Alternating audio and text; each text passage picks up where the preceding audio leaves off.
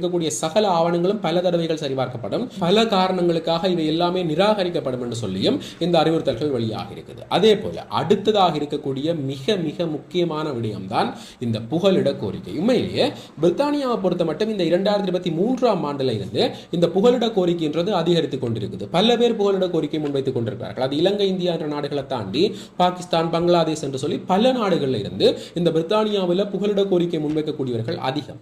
இதை காரணமாக வச்சுக்கொண்டு இதற்கு முன்னுக்கு இருக்கக்கூடிய அரசாங்கம் இந்த நாடு கடத்தல் முறைமையை கொண்டு வந்தது. அது பின்னைய நாட்களில் கைவிடப்பட்டது. இதற்கு பல சட்ட காரணங்கள் சொல்லப்பட்டது, பல சமூக அமைப்புகள் வந்து எதிர்த்திருந்தது.